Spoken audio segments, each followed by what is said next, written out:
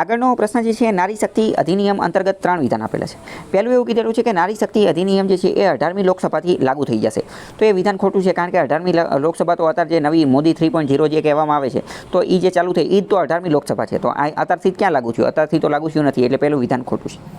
બીજું એવું કહે છે કે એક્ટ બન્યા પછી આ જ્યારે લાગુ કરવામાં આવશે ત્યારથી 15 વર્ષ સુધી જે છે એ આ લાગુ રહેશે. તો આ બિલકુલ સાચી વાત છે. મતલબ કે આની અંદર એક સનસેટ ક્લોઝ હશે. સનસેટ ક્લોઝનો મતલબ શું થાય કે ક્યારેક ને ક્યારેક પૂરું થઈ જશે. પરપેચ્યુઅટ, શાશ્વત, અનંતકાળ સુધી ચાલુ રહેશે એવું નથી, ક્યારેક ને ક્યારેક પૂરું થશે. તો બીજું, જો સનસેટ ક્લોઝ આ જે છે ને એ કીવર્ડ યાદ રાખજો. બીજી વાર પૂછું એવું કહી દેશે કે નારી શક્તિ વંદન અધિનિયમ અંતર્ગત એક સનસેટ ક્લોઝ આપવામાં આવેલો છે. તો એ વિધાન સાચું છે, કારણ કે એ માત્ર 15 વર્ષ સુધી જ તે ચાલુ રહેશે. એટલે તો બીજું સાચું છે, પહેલું ખોટું છે.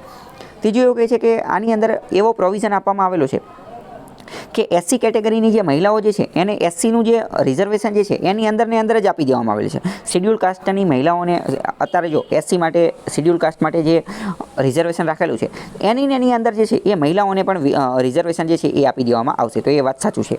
મતલબ કે એસસી માટે રિઝર્વેશન રાખેલું છે, તો એસસી મહિલાઓ માટે અલગથી રિઝર્વેશન રાખશે એવું નહીં. એસસી આ જે મહિલાઓનું રિઝર્વેશન જે છે એ એસસીની અંદર જ અંદરની અંદર આપી દેશે.